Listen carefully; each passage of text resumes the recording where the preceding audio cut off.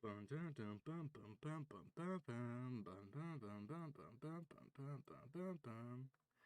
old Venezia, I made my trade, selling marionettes in my ramshackle place. On that hollowed night when I lost my life, all I remember was the gleam of the knife. I vanished with no traces. I got friends in low places. Oh, just another one in a long line of no ones. Face off with the faceless. I got friends in low places. Okay, enough of that. I finally got all the links set around. What's up, everyone? Hi, I'm Magikarp, just a Tepig, Wasabi, Fazberry, Quinn has crashed. Hocus, actually Jose. Josie? Whatever. Sweet Today, Cloudy, King Lord, Croc. Freddy Fazbear. Wow, the Freddy Fazbear. I've got friends in low places.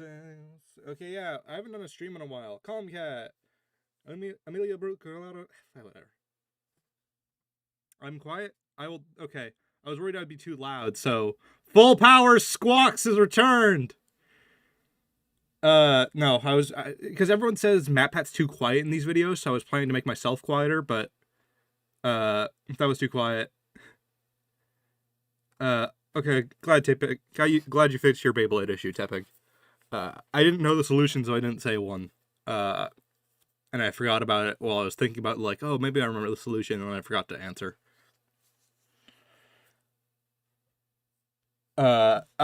This is as loud as it goes. Yeah, I try to watch these, like, right after they come out. Okay, good things chat's working. Chat doesn't always work. Let me try to make sure. I don't know what setting.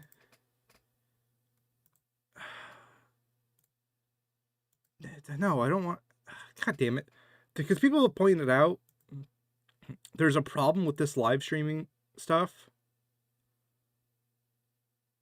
Where it doesn't allow a pause button. Or it doesn't allow you to rewatch old parts of the stream, but I have no clue what setting.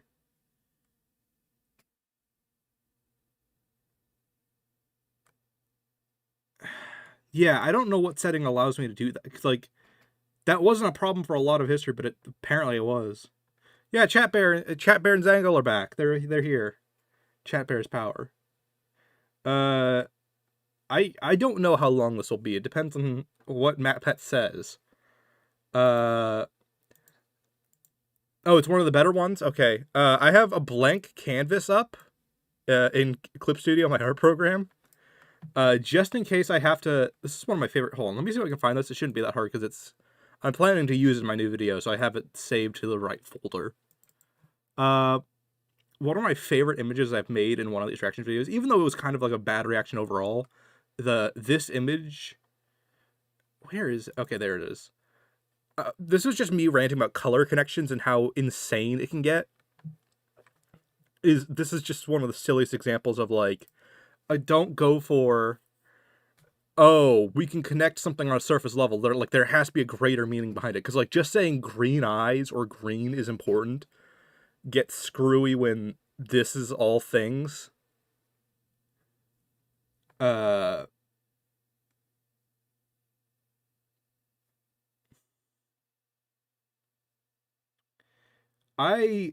have a hard time believing Entom's theory is better. And that's no shots at Entom. I just value Entom's takes with theories about as much as MatPat's at times. Hey, Alexander Bragg. Glad you could catch a stream. Okay.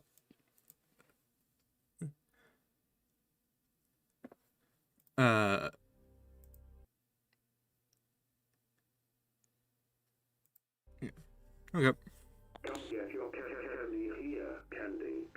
Candy. Now I will tell you a story about an end and a beginning and an end. There once was a boy covered in scars. He was so ashamed of his scars, he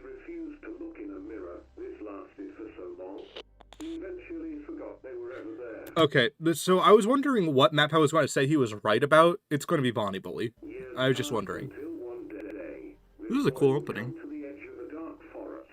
There he saw a rabbit. He followed the rabbit as it scampered through the woods. They went over logs and around trees until he was eventually led to a beautiful flower. The scar-faced boy, now a grown man, plucked the flower to give to his daughter, but upon touching it, she died, for the flower was poisonous. And the man returns to the forest to play. Hello, Internet. Alright. Well, Who is too quiet?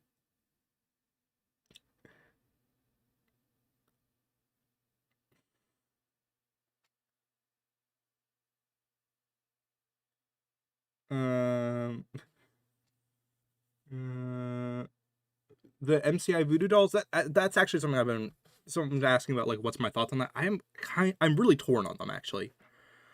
There was something I can think of for like there's so many interpretations I can think of. There's a lot of people really want it to be like the MCI 83 confirmer. I don't think so, mainly because there's two different sets of masks we can think of in this context. We can think of the FNAF 4 bully masks, or we can think of the Happiest Day masks, or we can think of the MCI in general. Like, for example, who is Golden Freddy in this equation? Depending on your interpretation, that changes this drastically. And makes it really screwy.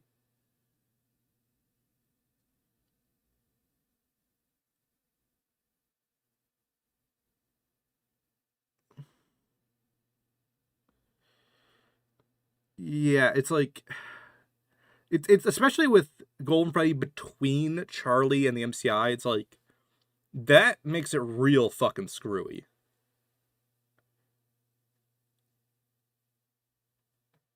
And also here's the most screwy part of all of this. These aren't any of the MCI kids' memories. These aren't our players' memories. These aren't Vanessa's memories. These are Glitchtrap's memories according to the unused game dialogue. Why does Glitchtrap remember this stuff in this way? That is the thing that no one's fucking talking about. That makes me think it's not about the order as much as it is these are things in Glitchtrap's heads. He's thinking about the MCI, he's thinking about what they are, but and it's Glitchtrap that gives it to you is the other important thing. welcome to Game Theory, the show that encourages you to be mask off. Ladies and gentlemen, it is time. I cannot make the video loud. I can try, actually. Let me try that. Let me try putting a gain filter on it, because this is actually as high as it goes. Oh, I can make it even louder. Okay. Time to conclude the year of FNAF. With Tales from the Pizzaplex books releasing every 2 months, the Ruin DLC released back in July, and the FNAF movie happening in October, 2023 really did feel like the classic days of FNAF all over again, where there was a new release happening every few months. And to end the year of FNAF on an insanely high note, Steelwall decided to pull one final trick out of the Scott Cawthon playbook. They released a second game within 6 months of Ruin, the completely unexpected but very exciting sequel to FNAF VR Help Wanted. And let me tell you, they couldn't have released a more perfect game at a more perfect time. Because at a moment of peak frustration with the fanbase, when Foxy Stans and Bonnie Bros had all collectively thrown up their hands in desperation, this game swooped in to deliver the answers Very that weird they so statement. desperately needed. If the narrative of FNAF is kind of like a cracked piece of pavement constantly on the verge of crumbling into dust, this game was the cement filling in the crevices. I do agree with that. Help Wanted 2 is very much the patch notes for lore of previous games, where it's like, no, shut up, this isn't as dumb as you think it is. Like, that's how Help Wanted 2 came off to me, because, like, when I made, let me pull it up on my channel. I made this entire, this little, edit right here that you might have seen, that's just, like, moments of Vanny's story arc. I basically made that to spite. People were like, Vanny has no arc, Vanny has no presence, Vanny has no whatever. Help Wanted 2 really showed me that take was fucking dumb, to be honest. Because it made assumptions based on the second appearance of a character who clearly is going to have more story, that was all there was going to be. And to be fair, each time a game comes out, there's a reason to think this will be like the last of something, right? Often. With the exception of Help Wanted 1 and like Sister Location, FNAF has always had the sense of like, oh, is this the end, or is this the last story beat for X character or Y plot line? A lot of people thought that was going to be kind of the end of Vanny's storyline, because she's redeemed, right? So she might be Vanessa still, but that the end of Vanny specifically. That didn't happen. It's clear to me that we're still doing Vanny and Vanessa, they just aren't bound to Glitchtrap anymore. I even with the because even saying it's off screen is like, no, most of the shit that happens is on screen. She just isn't the main focus of the plot every second. Because, like, think about it, Princess Quest entirely on screen. The actual redemption is on screen. The entirety therapy tapes is on screen. Like, Vanessa has more dialogue in her therapy tapes than than all of the MCI kids other than Cassidy. Think about that. Like, even Vanessa doesn't have presence. Like, she is throughout the entire game there. She just is switching between Vanny and Vanessa. And she has the entire, like, all of the secrets in the game are basically about her, if you think about it. Like, the therapy tapes are about her and Patient 46. The Princess Quest, the biggest point of the game, is about her. And even Burn Trap stuff has heavy emphasis on her and her character. So it's like, to say it's not there, I think, is the least accurate take at this point, especially when it's clear we're still doing stuff with her. I think people just wanted... I don't even know what people really wanted. I think people wanted her to be like... I think they wanted her to be Springtrap. They wanted her to be the constant enemy throughout the game around every corner, but, like, would her appearing more made her story better, or just made her a better antagonist? Or a better threat, I should say. Not even a better antagonist, a better threat. I think people wanted her to be a better threat, but I don't think her story was botched because of it. I think people want that to be the take. Holes in the narrative just enough, give the whole thing a solid foundation. Yeah, no, this is like King Plasma Main. Yes, people wanted Stabby Rabbit Lady arc. They got actual character arc instead, and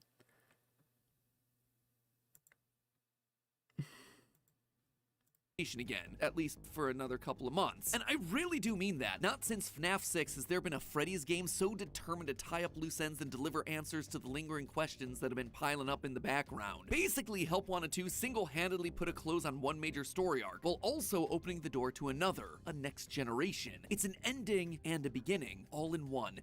okay, we're gonna do this is the death of Afton new character arc A cycle of violence that shows that you're never truly out of the woods when you're in the world of FNAF. In short, it's probably the single most important game release in the last 6 years for this franchise.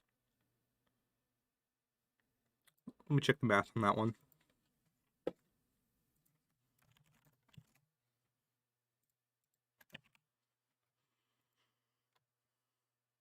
$2017?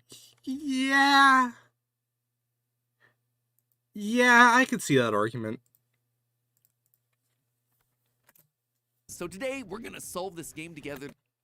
I think we're still going to be doing Glitch Afton, though, by that one dialogue line alone. To see what it's trying to tell us and where it's pointing the series moving forward. So grab your Faz wrenches and get ready to step into madness, theorists. Today... Oh yeah, I can see people being upset that Vanny keeps getting her content taken out of games, but, like, that shouldn't ignore how much of her content is still in the game. I think for Help Wanted 2, they wanted you to slowly think about it all, rather than tell you it. But I don't know if that was the right take. I think the Help Wanted 2 lost content's the one I'm most split on, because most of the Security Breach lost content is like, it would be cool if it's what we think it is, but who knows if it is, you know? Like, there's all kinds of mechanics that, like, wow, an entire huge backstage area. Would that just, like, what if that was just another dumb side quest that they were like, no, that's too long and boring, it doesn't add anything. You know, like, there's a lot of content where I'm like, this could be extremely stupid, potentially. It's kind of one of those, like, when it's all about a game of what ifs, and we don't have the facts of what the what ifs are, it's like, it's really easy to be upset about what you think you were going to get rather than what you were. Finally, we're gonna see what lies behind Okay, never mind. I misread this message, sorry. the mask. As the game opens, we're welcomed in as a new employee of the pizzeria. Fazbear Entertainment is offering a new on-the-job training position for a future pizza professional. And after that short intro, we're immediately thrust into a pizzeria hub world full of training minigames, all while Helpy cheers us forward from his little projector in the corner. But very quickly, one question starts to rear its ugly head. Who are we? Who are we playing? The amount of evidence that we are Cassie's dad is fucking enormous as I wrote my video. Like, when the game first came out, people were like, it's going to be Cassie, or it is Cassie, or it's Vanessa. Not only do both endings kind of contradict that, but, like, when you go back through Ruin, with the context of the information we have in Help Wanted 2, like, they stack and stack and stack. As. Throughout the various mini-missions that we're presented with, one line that we hear repeated over and over again is, what makes you so special? 3 separate characters all bring it up. Moon, Baby, even Mystic Hippo. What makes you so Yep, I mentioned this. special? What makes you so special?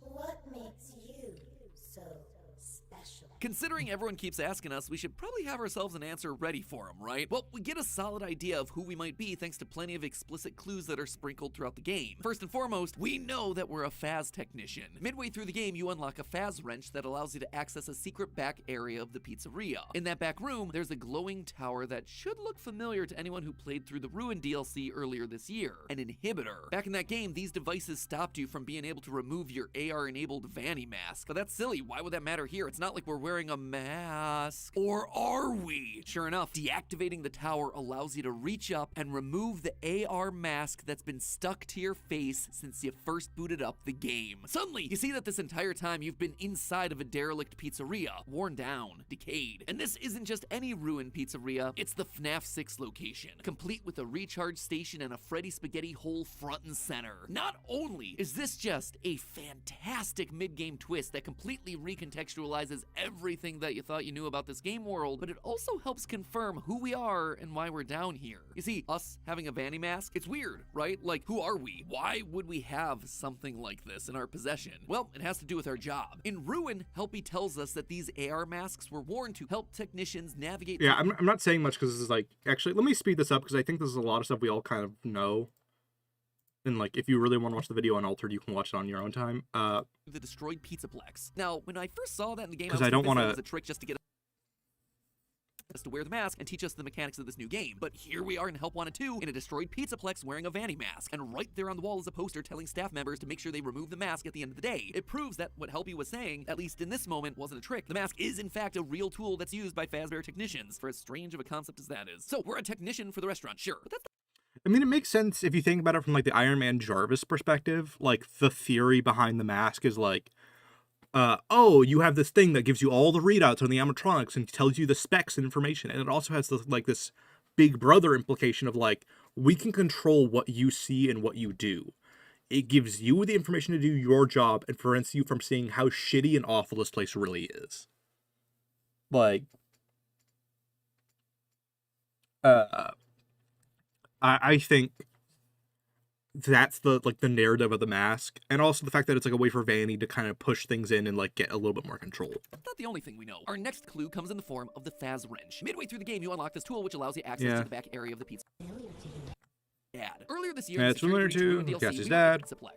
Pretty Now, you look like you got... Yeah, we have kids. Yeah, this is stuff I'm going to talk about in my video. Like, this is Instead, he was none other than the Bonnie Bro from FNAF 4. Okay, new the kid that information. wears the Bonnie mask who I mean, helps we all Michael know, but torture his still. flying brother to death. We know from Ruin's item descriptions that Cassie's dad's favorite character was Bonnie. In that game, we were also able to collect both an old-school Foxy and Bonnie mask, which was an odd detail when you consider that there were no other OG animatronic masks present like Freddy or Chica, that seemed to be referencing the masks that both Michael Afton and Bonnie Bro were wearing on that fateful day in 1983. Those details, coupled with a few other things, led us to the whole Bonnie Bro conclusion. But now that the full game's out, it certainly seems definitive that our theory was right. You see, towards the end Yeah, this was the theory that everyone made fun of, that I was like, it's alright. I didn't believe it, but I'm like, it could be, who knows. It's definitely much better now.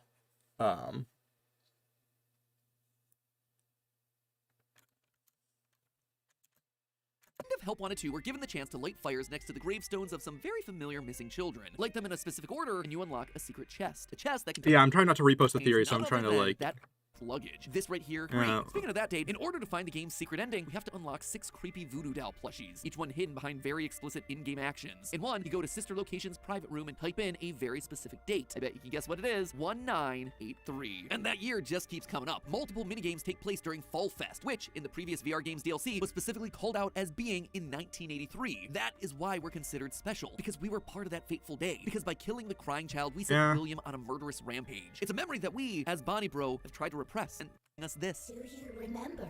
It's also why when we collect one of the first secret voodoo plushies, we get a trophy in-game whose description reads, retrieve a memory. Basically, by playing this game and getting these secret objects, we're forcing ourselves to confront memories that we've buried deep in our psyche. We're coming to terms with the trust to the game's endings. If you play through the game normally just by... This isn't quite how I phrase it in my video, but the evidence is the same, you know? Like, the things we're talking about, other than Fall Fest, I didn't really talk about Fall Fest.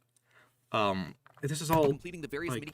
because let's face it, at this point, FNAF has literally parodied every IP known to mankind. Once you complete the collection, the lights flicker, and suddenly he actually has seemed to skipped that, that Cassie's dad is established as collecting retro stuff like collectibles like lunchboxes. And our main thing throughout the game is we're collecting, for our normal story progressions, we're collecting Phastron figures, which are also retro merch. Charging station. Oh yeah, I think Fall Fest might have been in the 70s. Which opens up to reveal the hand of our dear friend Glitchtrap. Another flash, suddenly the nightmare staff bots appear. We kind of got the confirmation, but like, there's 3 different Jeremys to consider, potentially. So, confirmation with an asterisk. Attacking you. Glitchtrap has won. He's tricked us. He's used Cassie's dad's love of collectibles against him. Much like the Oh wow, of he Help did Wanted bring it 1, up. these action figures contained parts of him, his memories, his essence. By gathering them all together, we've once again made Glitchtrap whole. With Princess Quest being the canon ending in Security Breach, it means that Glitchtrap lost I his didn't hold over think of it Vanessa. as the Phas Force figures being memories of a Glitchtrap. I can kind of see that. That's alright. I don't see anything immediately wrong with that. I could also just see it being, by doing more and more work, it's just with the first game, it's so heavily foreshadowed that the tapes are building Glitchtrap up, whereas the Phas Force figures aren't really that telegraphed, but I can kind of see it, yeah. Needed himself a new helper, so he lured us in. Last human employee That's remaining, something I agree and got with. us to put the pieces back together to reawaken him. The cycle once again repeats. That's why we see him reaching out at the charging station, just like during the Burn Trap ending. He has enough strength to reawaken, to take Is that control. an SFM? It's only then that the staff bots show up to kill us. But things aren't quite done yet. After our death, we change perspective into the eyes of a staff bot. And not just any staff bot. Specifically, we're looking through the eyes of the one who tells Cassie to take a mask at the beginning of Security Breach Ruin. Take a mask. Take a mask. It would seem like we've been absorbed into the system. Our consciousness is now part of this. Just Books. Thanks for the $2. Don't forget to like the stream. I don't normally say stuff like that, but yeah, if you want to like the stream. Why would they be Mimic? Map bot. A mask. Specifically done reawaken and repeat. Human employee Glitchtrap and got us to put the pieces back together. Phas Force Chica is not missing her beak. I know you're referencing the FNAF 4 thing of like, why would the tiny toy Chica be missing a beak, but she actually isn't. Together to reawaken him. The cycle once again repeats. That's why we see him reaching out at the charging station, just like during the Burn Trap ending. He has enough strength to reawaken, to take control, and it's only then that the staff bots show up to kill us. But things aren't quite done yet. After our death, we change perspective to the system of ironies. The mask that we were using to try and stop Glitchtrap becomes the mask that we now give our daughter as Mapbot. This is then what results in her getting that occipital implant. This is how Helpy gets into her mind, and this is eventually how the Mimic gets free. To me, the way that you get this ending, it's highly symbolic. By not accepting our past, by ignoring and repressing the scars. Yeah, this is one of those I could see a big fork in the road. In my video, I favor both endings being canon at different points in time. I think MatPat's leading into the idea that one ending is the canon ending, where we ignore memories, and the other is not, but maybe he isn't. I'm kind of confused here. Scars of our past actions. By not unlocking all those memory plushies, we've passed our mistakes forward, and in the process, we managed to doom our own daughter. Bonnie Bro didn't just ruin the life of one child, he wound up ruining two. Our actions have, in short, single-handedly prompted the events of ruin. But hold on, I just kind of glossed over a big detail there. We're attacked by a bunch of corrupted staff bots, and then suddenly we're in MapBot? How? It's kind of a big leap there, you know? Well, at first, I thought that we were just scanned into the system. The Mimic AI scanned our brains while we were wearing the Vanny mask, and boom, we're now stuck as part of the AI program running the whole Pizzaplex. But looking closer at the details, I think there's actually another explanation here. When you look at the MapBot through the... Why are we asymmetrical? Like, the entire screen is, like, whooped. I wonder if there's a watermark of someone else's footage that they're covering up by cropping it a bit. Which I have nothing against. In fact, I do that sometimes, where it's like, I don't want to support this goddamn content farm that's using footage anyone should be able to access. I kind of get that. I just noticed it because I'm like, why are we so... I know why. It's because MatPat's probably in this corner in the original footage. This is probably from their playthrough. And they're trying to... Actually, no, that doesn't even make sense, because shouldn't they have access to the raw... Huh. whole Pizzaplex. But looking closer at the details, I think there's actually another explanation here. Oh, VR only grabs one eye's image, but my footage does not look like that. Here, let me pull it up. I can prove to you that's not the explanation in this context, unless they're recording VR a very different way, which I don't know why they would. Let me find my version of the footage. Okay, here. Oh, damn, it was right there. Oh, shit, it is. Take a mask. It is just asymmetrical. Take a mask.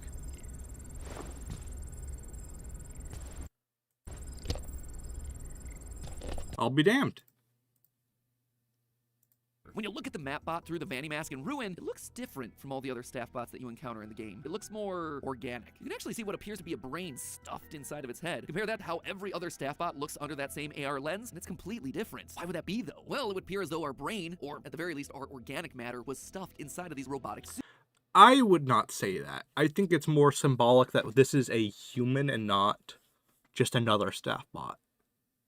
It's part of what's powering this particular bot. But again, I ask, why? This seems to be such a random detail. Until you remember what a computer brain would be learning from studying Afton's behavior. Afton stuffs his victim.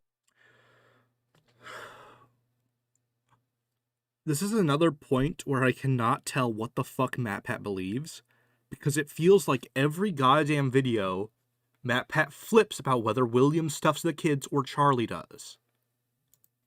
Into animatronic suits. That's what he did during the missing children's So we are doing Will stuff now. incident. It's what we see Glitchtrap doing at the end of Help Wanted 1, and apparently What the fuck? it's what he did to Bonnie Bro. He stuffed him into MapBot here. Wait, are we doing Glitchtrap as an AI? Because he just said the Mimic, and now he's saying Willie. Well, there's been a lot of confusion about the true nature of Glitchtrap. Is Okay, it a we are virus? talking Is about that. Afton in the Mimic AI? Was Burntrap the Mimic? It's largely been left unclear. But now I actually think this ending is trying to give us an answer. In the books, they make it explicitly clear that there are at least two mimics threatening the Pizzaplex. First, there's a physical mimic that's buried down in the basement that physically walks around and is able to kill people. Then there's the second version, a more general AI program that's eventually able to get installed to run the entirety of the Pizzaplex and is able to control and corrupt all the animatronics that work there. Is this confusing? Yeah. Is it frustrating? Most definitely. I'm really torn on this point. Because... But I also now see what they were going for with the storyline. Remember how an AI works? You train it. So I think he is loosely kind of going with what I'm agreeing with, but like, yes and no. My details are a little different than this. So the details I work with, my kind of take right now, is that the Mimic AI is just a program. It is not any one consciousness. Every time they install it in a new thing from that original source code, it is starting from scratch again. So the one that was in the Storyteller, the one that's in the basement, and Glitchtrap are all separate things that are being given different information and being tampered with differently each time. Each time, it goes wrong in its own way. Then the Storyteller's removed, so that's more or less out of the system other than Tiger Rock, and even that seems to be removed by the events of Security Breach, and that's assuming Tails Games is true, which it might not be. Then we have the one that's trained on Help Wanted 1, which becomes Glitchtrap, and then we have the one that's trapped in the basement, the original Mimic. That's kind of my take. By feeding it situational data, and the data that goes in directly influences how it's going to behave moving forward. There's Oh yeah, MatPat seems to have forgotten souls exist. even an That's a example of funny this point. with the Endo Daycare minigame in Help Wanted 2. You're teaching an AI Oh yeah, and then there's the fact that every single character in this game seems to be a similar limited version of the Mimic or something. program how to behave. Good data going in gives you good behavior. Bad data going in gives you chaotic behavior. In the books, we see the basement AI being trained up with a simple code. Rip off all the arms and legs of things that look humanoid. And it does this over and over again in epilogue after epilogue to each and every one of our teenage protagonists. The data that the basement AI was trained up on was simple and it was non-specific, but like a good program, it did exactly what it was told. Ripped off all those limbs. Now compare that to the Pizzaplex AI. This was trained using a lot more data. It was told to copy the behavior of actual humans, and so it learned coded languages. It learned a wider series of gestures. This is one of those things where the editing is very confusing.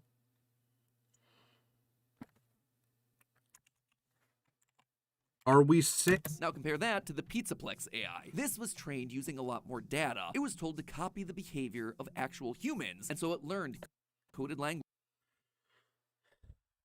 This 2-second shot has had more to unpack than the entire first 13 minutes of this video.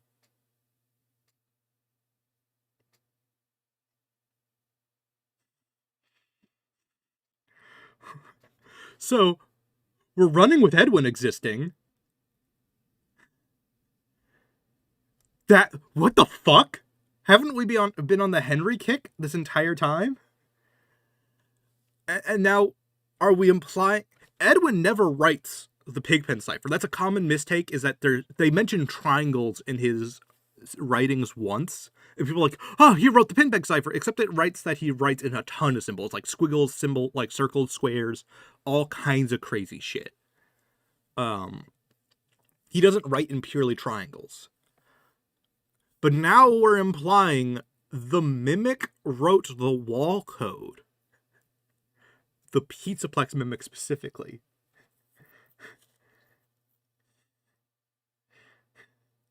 I think this is just the editors picking up visuals they had on standby, like the wall code and like Edwin from old videos.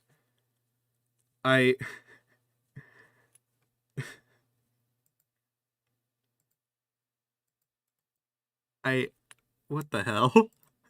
Languages. It learned a wider series of gestures and behaviors. It learned how to play games. But that was the original Mimic for that one.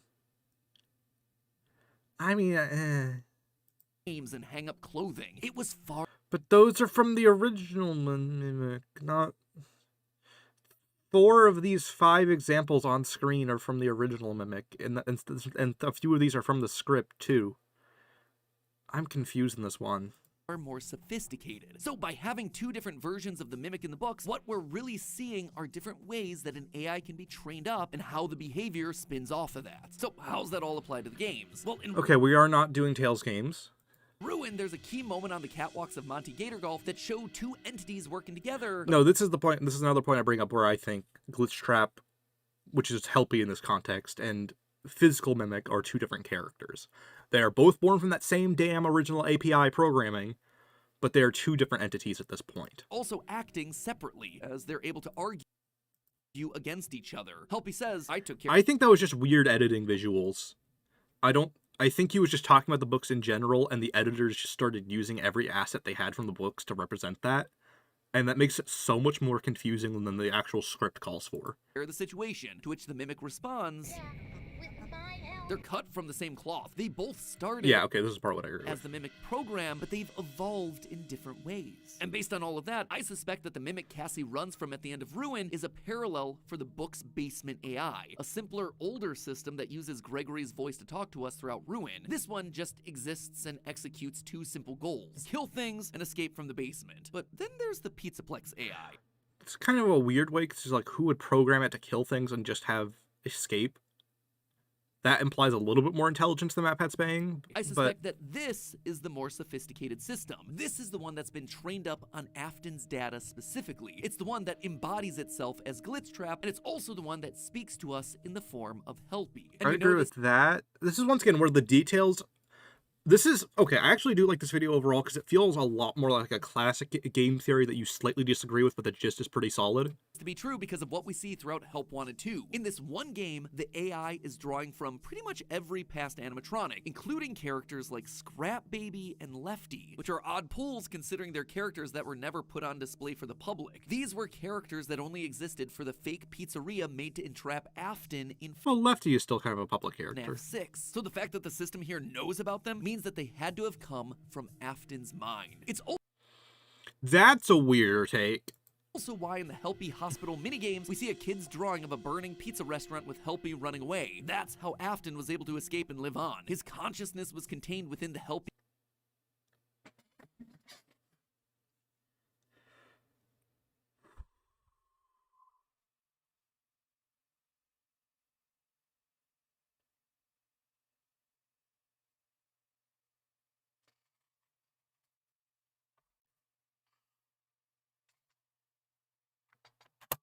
AI, which was able to survive the FNAF 6 fire. And remind me again, who's the one that encourages us to play these minigames throughout Help Wanted 2? The minigames that lead to the collection of the Faz Force toys, which ultimately give us the bad ending? Oh yeah, it's Helpy. And not just any Helpy either. Helpy spelled with an I. That spelling detail actually matters. You see, the name of the This went a way I did not expect.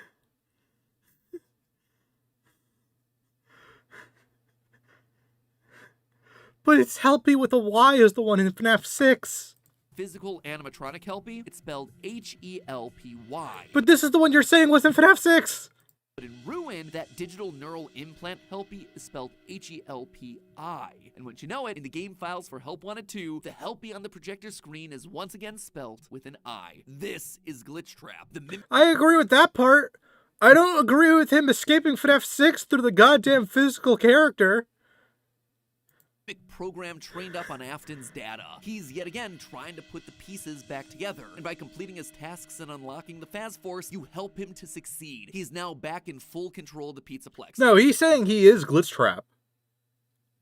It's just in a way that's like the least logical way to make that statement. Ready for Ruin. Ready to create a new servant in Cassie to finish what Vanessa started. But if I've learned anything from Steel Wool, it's that you can't always trust the first ending you see. Remember that creepy plushie that we unlocked earlier? Well, there are 6 of them in total, each one unlocked via a seemingly random series of actions. Put a code into the whack-a-mole game backwards. Make a weird soda mixture only during a complete electrical shutdown of the factory. Shoot a random rocket ship during various Phaser Blast minigames until you get to FNAF 2, at which point you pop balloon recreations of the animatronics to unlock a final boss battle against a cutout of Springtrap. Like I said, these get bizarre and they get convoluted in a hurry. But the main thing you need to know about them is that by collecting them, you unlock a glitched coin that allows you to play the 4th and final version of Princess Quest's arcade cabinet. At first it plays just like least until it's not. You open a door. Yeah, I'm a little confused on what MatPat's saying, because he's saying it's an AI trained on Afton's data, but also saying it's Afton. Okay. This is why I have the canvas. Let's pull it out. Let's get it going. So, let me pull up some files here. Let me get a reference image for... Okay, so... Or one of you.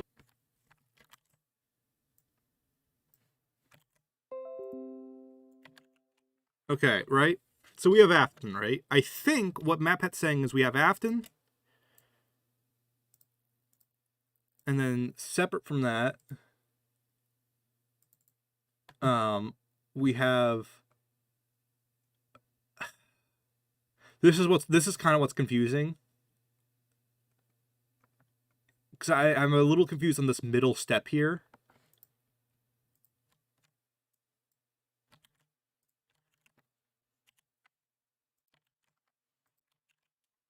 And then we have Helpy.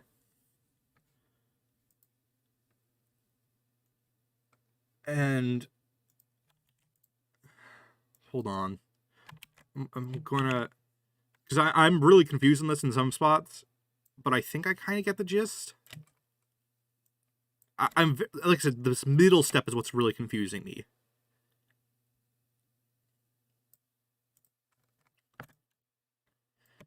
What is he, an AI or not? Is he an A?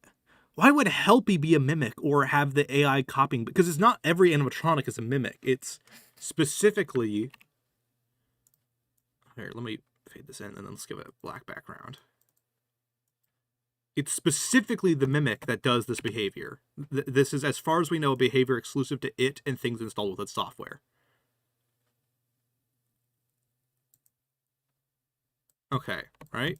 So we have that, and we end up here somehow. I'm a little confused. So, let me pull up an image. Hold on.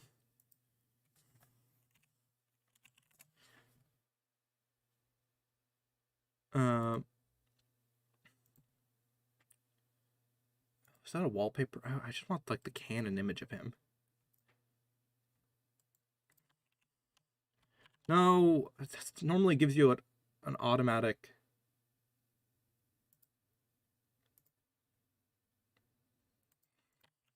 There we go. This should work. A black background is preferable in this context. So is he saying this guy sees Afton's whole shenanigans in 6, and then that behavior is retained, and he is what becomes Glitchtrap?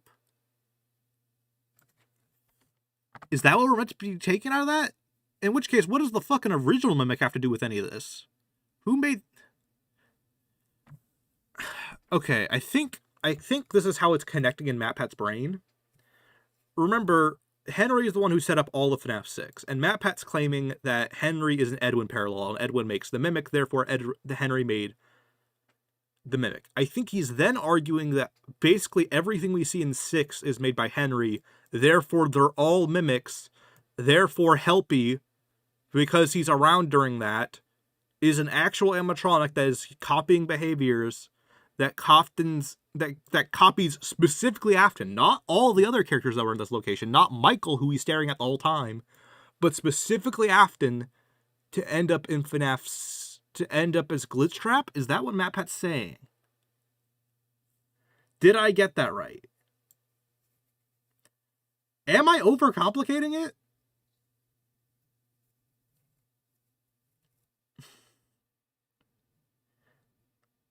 I'm confused in this how we get from here to here. Because the explanation that most people have been using is that we have the mimic, right? Here, let me make like a simple graphic for the mimic. Oh no, let me do something that's a little more interesting visual-wise.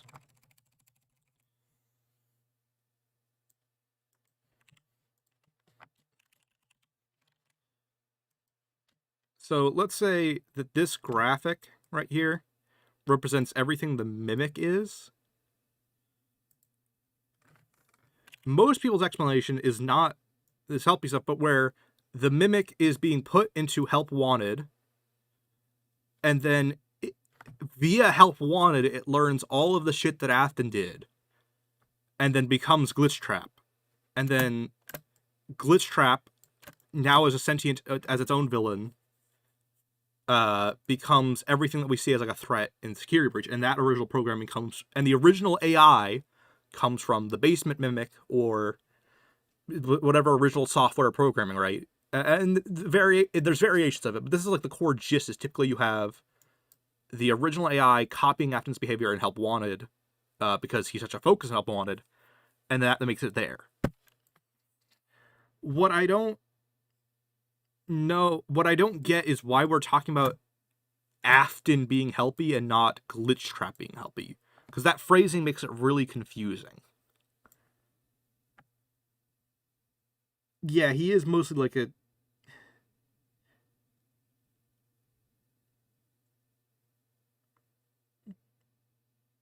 Abbott thinks... I know that he says there are two separate ones, but he's talking about the one... Okay. Maybe this is just the editing bamboozling the shit out of me. But look at how this is presented. Help Wanted 2. In this one game, the AI is drawing from pretty much every past animatronic, including characters like Scrap Baby and characters that only existed for the fake pizzeria made to entrap Afton in FNAF 6. So the fact that the system here knows about them means that they had to have come from Afton's mind. It's also why in the Helpy Hospital minigames, we see a kid's drawing of a burning pizza restaurant with Helpy running away. That's how Afton was able to escape and live on. His consciousness was contained within the Helpy AI, which was able to survive the FNAF 6 fire. How can you interpret this any other way than him saying that Helpy has an AI that survived the FNAF 6 fire and becomes these two?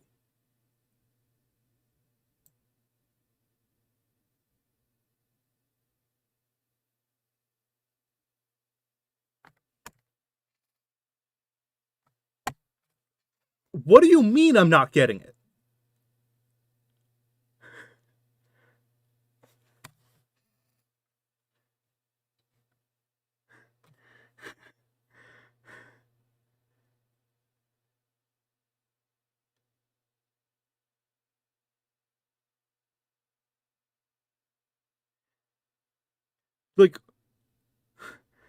Like, people are saying I'm overthinking it, but like, how else do you interpret that sentence? Consciousness was contained within the Helpy AI, which was able to survive the FNAF 6 fire. And remind me... Survive the FNAF 6 fire.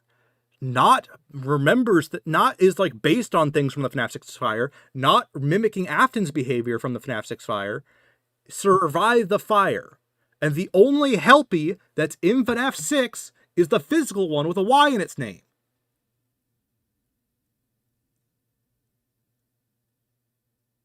I don't think I'm overthinking it.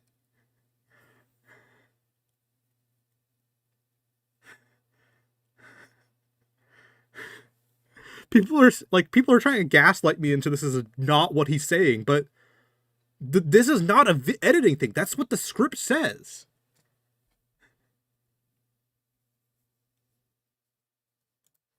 Again, who is the one that encourages us to play these minigames throughout Help Wanted 2? The minigames that lead to the collection of the Faz Force toys, which ultimately... Quote, unquote, Elijah. Everyone is explaining it. Read chat. I'm reading chat.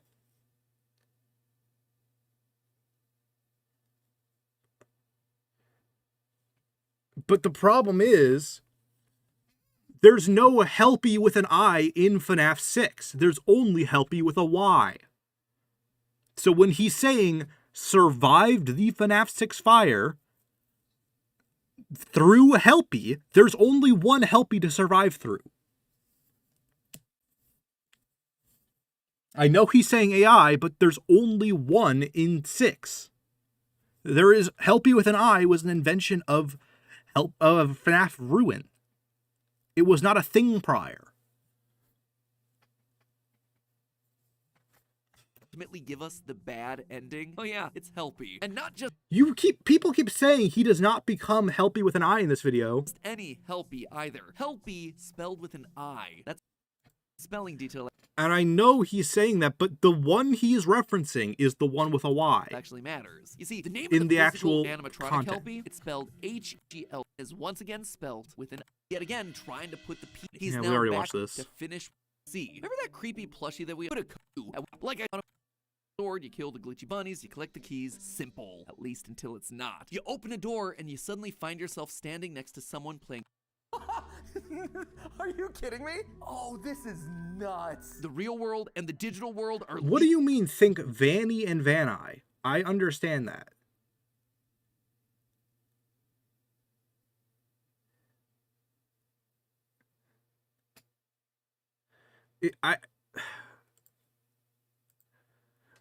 I think what chat's trying to say, and MatPat might be trying to say this, but this is not clear at all in the video, is that MatPat makes this Helpy, or not MatPat, sorry, I'm talking about MatPat so much.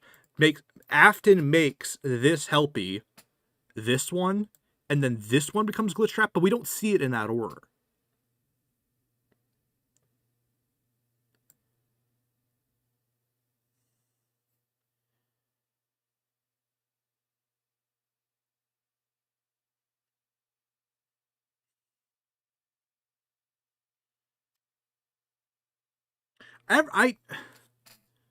Because, like, what physical...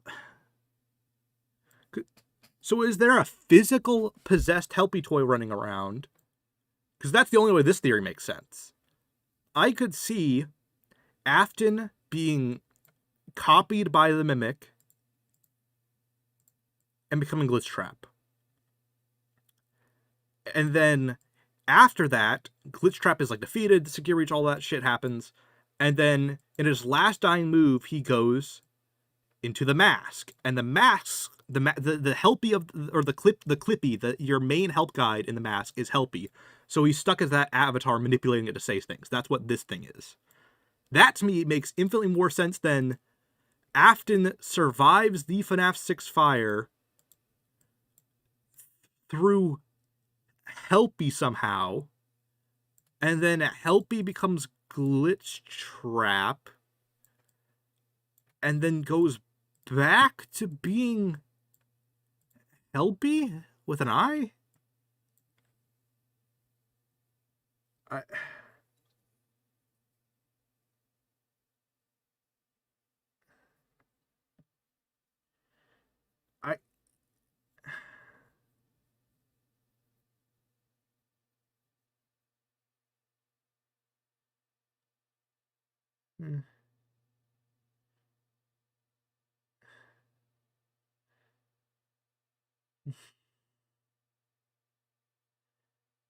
Or inside of Helpy and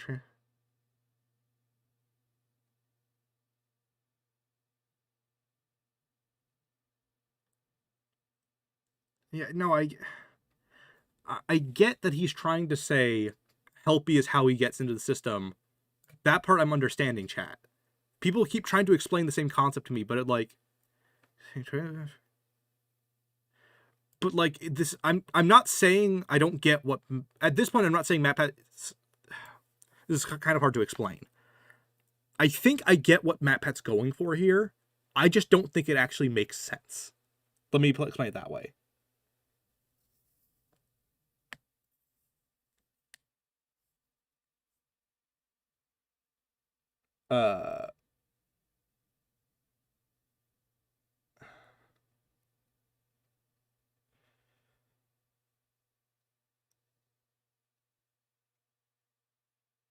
Because, like,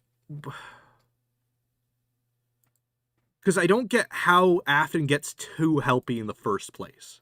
That is what, like, I understand he's saying, oh, he goes into, like, Helpy or something like that, and then Helpy becomes Glitchtrap and then is retained and all that. I get that.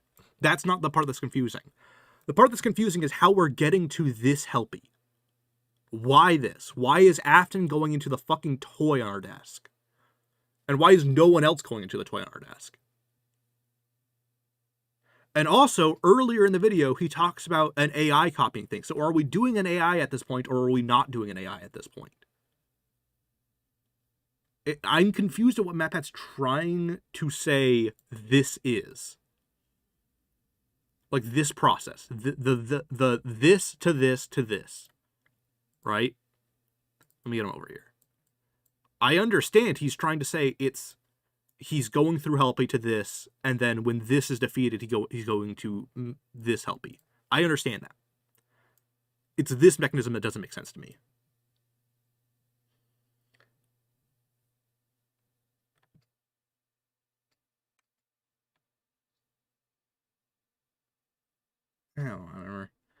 I know I'm focusing on this point a lot, but this changes a lot of this theory, if you think about it. Because now we're going from an AI that's just generally copying Afton to him completely being back. Peeking into each other. Reach into the glowing sword in hand, we fight you are the princess. Who's the princess now? Glowing sword in hand, we fight our way through the Okay, I glitching wanted to buddies see that until we clip. meet the old Red King. We give him our Vanny mask, and in return, he gives us the Glitchtrap plushie from Help Wanted 1. And this is where things go really off the rails. Out of nowhere, the sister location elevator appears. Hop in, and suddenly it takes us inside of a giant claw machine with a giant Vanny staring in at us. We offer up the Glitchtrap plushie, revealing the true Glitchtrap. She crushes him and then fades into darkness. Doing so unlocks a trophy named Consequences. The description reads, "System threats found, repair complete." So, what was all that? Well, actually it seems pretty explicit. Glitchtrap was the system threat. By crushing him, he's been deleted and the wider AI system's been repaired. We won! Except, is that possible? Didn't I just say that the other ending showed us the start of Ruin? For that game to exist, which we know it does, Glitchtrap has to survive here. So is this secret ending not canon then? Just a cool reveal with no substance? No, actually, I don't believe so. For the first time ever in this franchise's history, I, Matt Pat, believe that both endings are canon. Let me explain. Okay, I I agree. do think that we're destroying Glitchtrap in the Vanny ending, but I'm not exactly sure it's a system-wide removal. Instead, I suspect that this ending is specifically about Vanessa herself. We've known since the original Help Wanted that Vanessa, Glitchtrap, and Princess Quest have all been inextricably connected. For those of you Did Matt Pat just take back Princess Cassidy? don't remember, the Princess Quest minigame originated back in the 2D version of Help Wanted, where they needed a game to replace the original mechanic of piecing together the missing 16 tapes. Sorry, I think I hit the Here, mic we watch there. as Vanessa, the princess, falls victim to Glitchtrap. In Security Breach, you beat Princess Quest 3, which shows Glitchtrap being defeated and Vanessa walking out of the Pizzaplex free, leaving the Vanny mask behind. So the fact that we're now playing Princess Quest again tells me that we're not fighting to remove Glitchtrap from the Pizzaplex system. Instead, we're yet again fighting specifically to free Vanessa. These games have always been about Vanessa and Glitchtrap. I wouldn't expect 4 to deviate from that pattern. Even my old buddy Candy Cadet's trying to tell us that this game is about finishing Vanessa. This game has always been about Vanessa and Glitchtrap.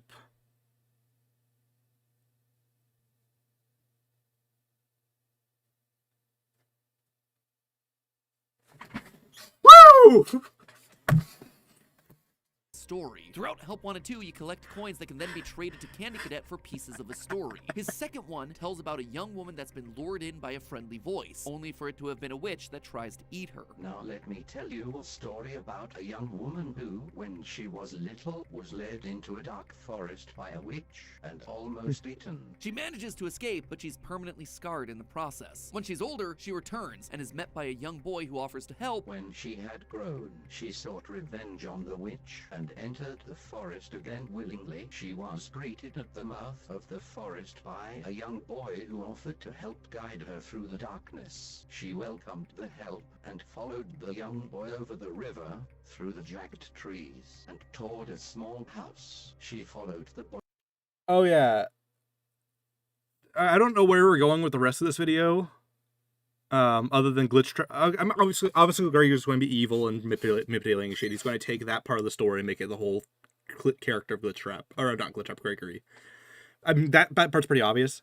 I don't know where else we're going with it because Matt Pat really wants Gregory to be evil or like a robot or whatever. I'll be happy if it isn't. I just mean the fact that we've dropped Princess Cassidy entirely after it being in like 3 videos is hilarious. Into the house. The oven door closed. The witch would finally have her meal. This right here, this is Vanessa's story, cut and dry. She was lured in by what she thought was a friendly voice, Tape Girl, telling her to gather the tapes to stop Glitchtrap, only for Glitchtrap to then take control. She does escape, but is permanently scarred by this. She has the Glitchtrap virus inside of her. It's not in full control, but it's definitely there, which is what we hear about in the emails from FNAF AR and the retro CDs from Security Breach. I compartmentalize. Yet. She then comes back to try to kill Glitchtrap herself, but runs into a young boy, who seems like he's gonna help her, only to lure her deeper under Glitchtrap's control. By the time she transfers to the Pizzaplex, Vanessa's tone has changed in her therapy tapes. I'm needed somewhere else now. Thank you. We see the same thing in the FNAF AR. Alright, I guess. People are hyping up this as being the worst part of the theory. It's alright. Emails. She's no longer in control. Like, I see where Maphead's going with this. I don't fully agree, but, like, people are hyping up as this, like, the bomb of the video that sucks. Glitchtrap has completely taken over, and it's all thanks to the only little boy that we know of, Gregory. Thanks to his retro CDs, we know that he was meeting a person in a bunny costume. You're talking to someone. Or something. It's hard to tell. What are those things? They almost look like rabbit ears. Gregory is a villain. At the very least, he was at some point in the story. That is clear as day. Between this Candy Cadet story, GGY, and the fact that he was clearly working with Vanny before the events of Security Breach, he is not on our side. He was the Or wasn't. one that helped Glitchtrap to take full... Okay, we are doing Gregory's evil. control Vanessa right up until the end of Security Breach. Even cut lines of dialogue from Help Wanted Till the end of... So, MatPat thinks he's still evil in Security Breach? What? 2 seem to support our conclusion here. These voice lines come directly from Vanessa, and they tell us the following, quote, "You need to listen to me carefully. Don't help it escape. It's using you to finish where she left off. Only a small piece of his code remains. Vanessa is back to being more in control, but she knows that a small part of him remains. The Glitchtrap plushie that started it all back in Help Wanted." We also get lines like, "The memories are freed. Use the token. Bring him to me." Referencing the memory plushies that we're collecting, the Glitchtrap We're using unused content again, which is interesting. Princess Quest token, and then being told to bring the plushie to her so that she I don't get the idea that Gregory is still evil in Security Breach, though. crush it herself once and for all. Destroying Glitchtrap inside of her mind allows that other persona, Vanny, to finally fade into darkness. Vanessa is truly free. And we know this to be true because after this ending, when you go back to the main hub screen, Helpy's gone, replaced by a boy claiming that the Fazbear pizza tastes like real cheese. Delicious for him, but even tastier is the fact that Helpy's been purged. Glitchtrap is gone. At least he's gone from this version of the program. And you see, this is what I meant about endings and beginnings. This to me feels like a very specific end, the end of Vanessa's story, and with it, the end of this current era of FNAF, from Help Wanted 1 to Help Wanted 2. Let's call it the Vanessa arc. She's no longer a part of this. Wow, was that fucking psychic on my part? Whatever, I'm not even gonna show it again. Whoop, no, shit. Security breach. Knows that to finally story, endings, and beginnings. This to me feels like a very specific end, the end of Vanessa.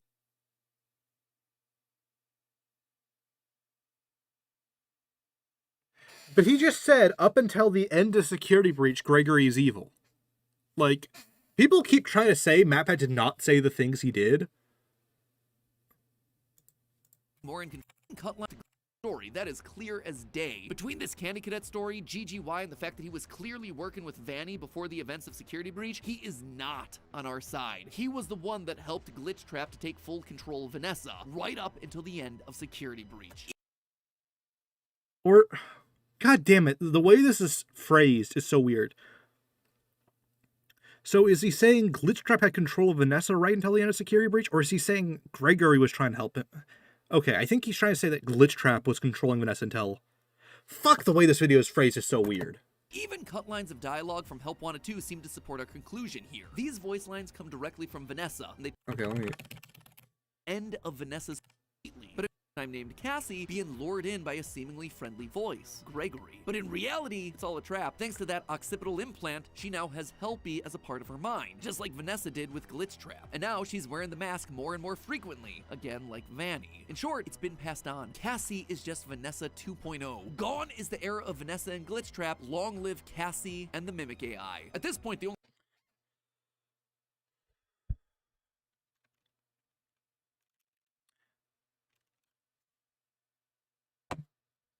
Is Helpy the Mimic or not, MatPat? only question is, what's it truly gonna take to break this cycle once and for all? But hey, I'm gonna continue digging for deeper lore and winning all these prizes. Sure, you can make the take that Cassie's just gonna be controlled by the Mimic or whatever, but like, the through lines of what MatPat believes are so stringy at this point.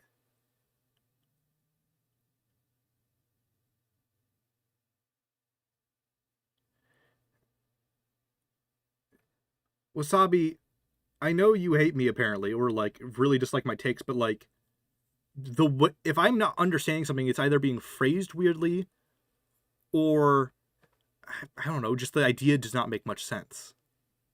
Sometimes it is my fault, but other times, like that with the whole like Gregory being evil thing, is phrased really poorly. Because he could have just said, like, oh, he was the reason she got controlled, and then moved on.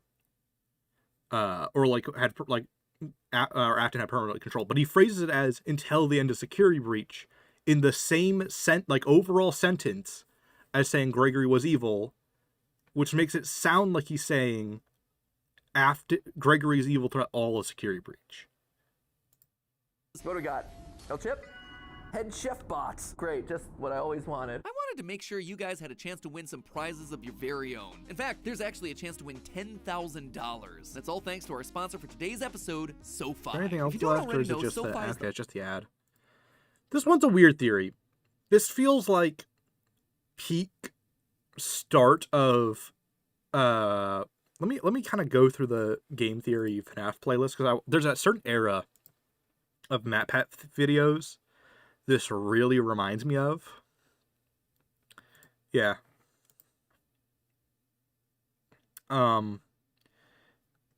It's right before Security Breach. It's kind of this. It's a little after. It's like this era. Right here. It's like this stretch of videos. This really feels like that.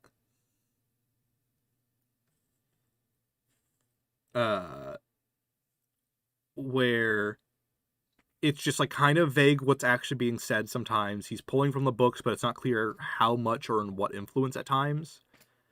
And like a lot of the gist is all right. You're just kind of left like, okay, I think I get what's being said. Hold on. Is my thumbnail wrong on this goddamn stream?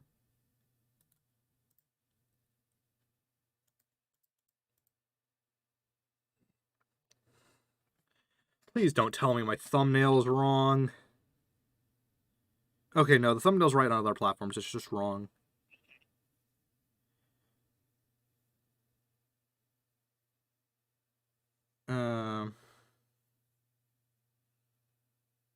Okay, I know the thumbnail's right everywhere else. Okay, it's just wrong on my end.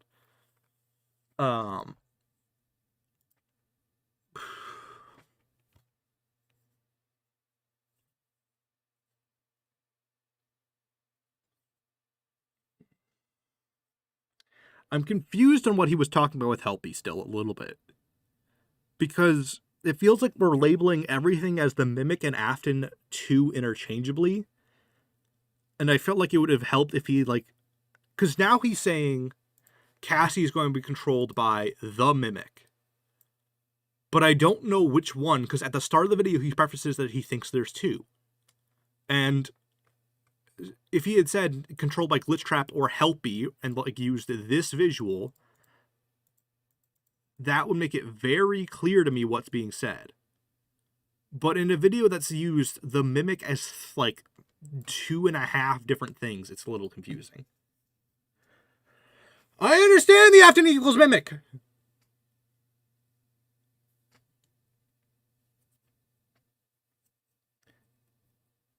God damn it. I don't know what fucking people want from me sometimes, where it's like, I understand some parts. I don't need to be corrected on others.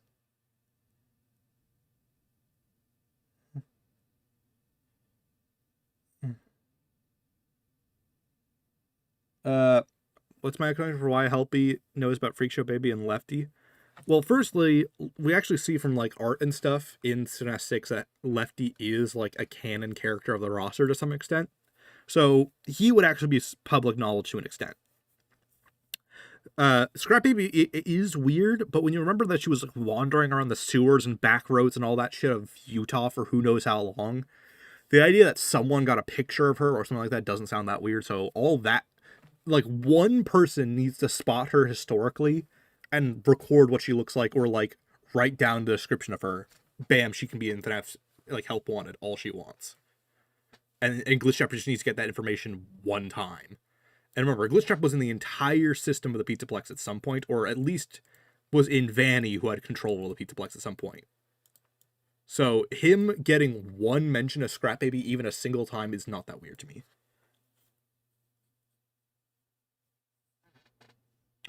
Glitchtrap is a Mimic.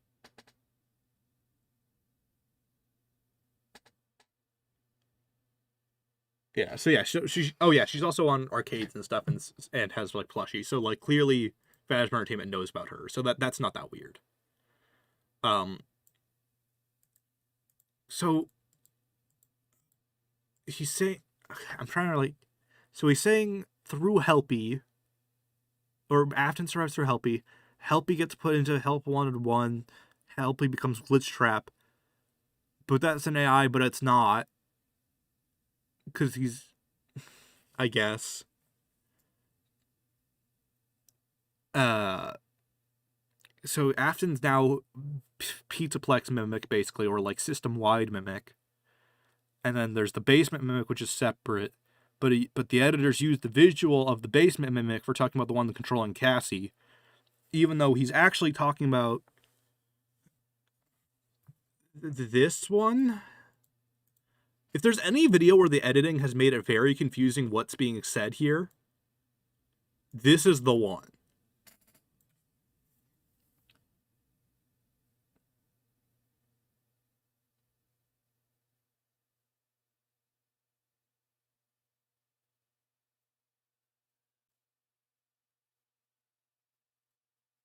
Yeah, I'm a little...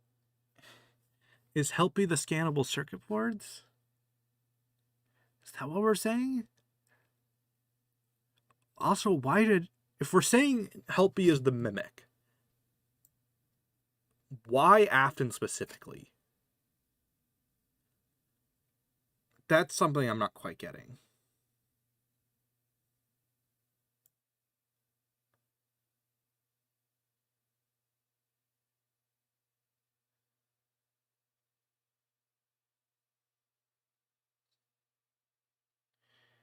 Yeah, I do think he's saying the Helpy Mimic. I think the editor just pulled up the other Mimic for somewhat a reason. This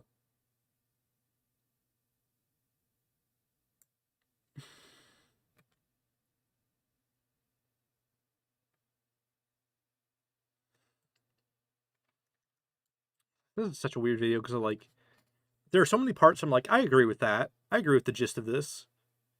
And then he'll say something and be like, what?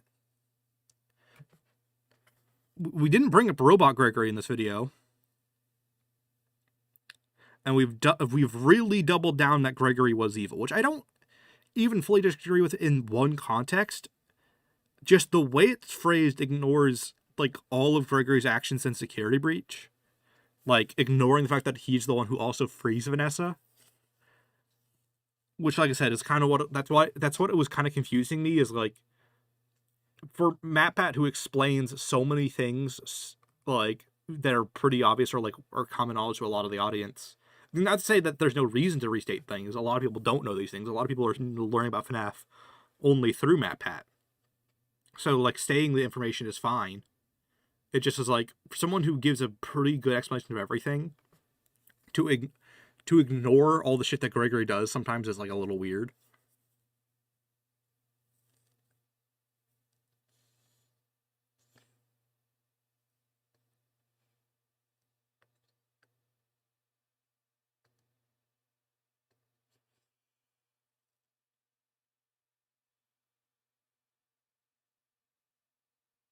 I don't know what Khaled Fortrai. Faradi. I don't know what you're talking about.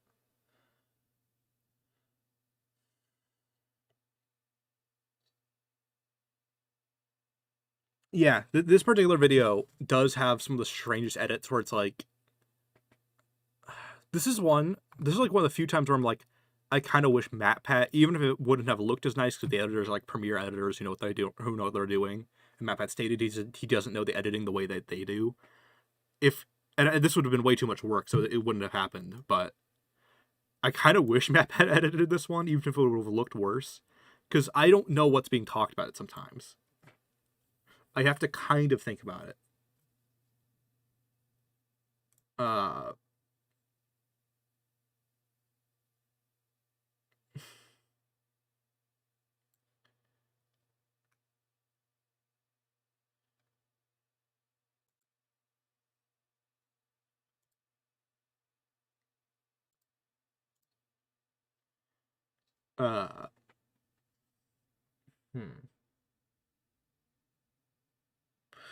Maybe I'll lure MatPat to the stream if I have my social security number. Yeah, Tepik, I won't. I don't think that's gonna happen.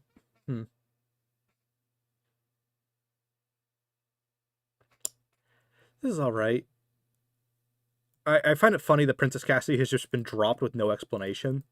and he literally phrased it as has always been about blank, which to me is just so funny because he tried to we had such a 180 period where it was about Cassidy with Princess Quest. And MatPat was like one of the first big people to really talk about the whole Princess Quest is Cassidy theory. And that it was about her story arc or like whatever. And now we've completely dropped it again.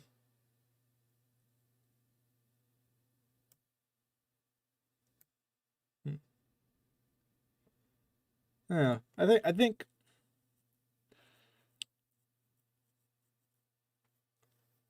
it would be funny to talk to MatPat, but I'm not sure what would happen. Oh, whoops.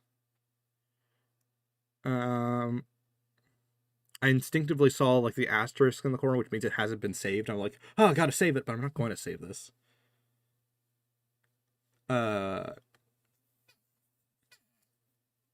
I'm still like this middle point is my biggest question with this video, but I've talked about that enough. I think it's about time to end the stream. I've been thinking about making a video about like the history of MatPat videos and theories and all that. And I can actually add Princess Cassidy to another point that's been dropped, like without mention, because I actually had like a mini section about that in that script. That was all about like every time a theory's been dropped and never been talked about again. Or like a future video has just been like, this has always been the case, which is not as often as some people make it out to seem, but like, it's still there. It still happens. I mean, I have all these assets anyway. I don't need to save these.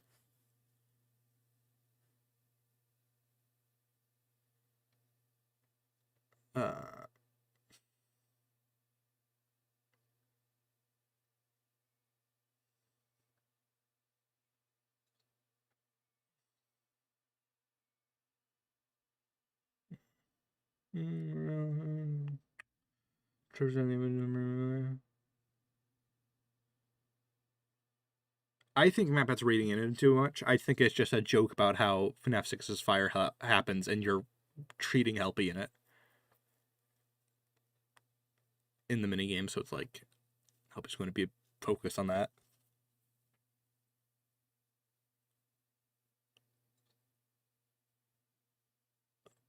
Oh yeah, that's also assuming that Helpy in 6 is an animatronic and not just an action figure. That's another weird assumption of the video. I don't really have much else to say. Yeah, the devil's the... Yeah, the devil is kind of the details we don't have. I am torn on like if I make a Princess Cassidy video, because I feel like it's a lot weaker of a theory now, especially compared to what it's been in prior.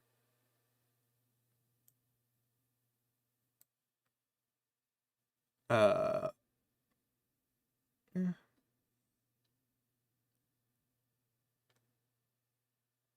I think that's a good point to end it on. Anyway, but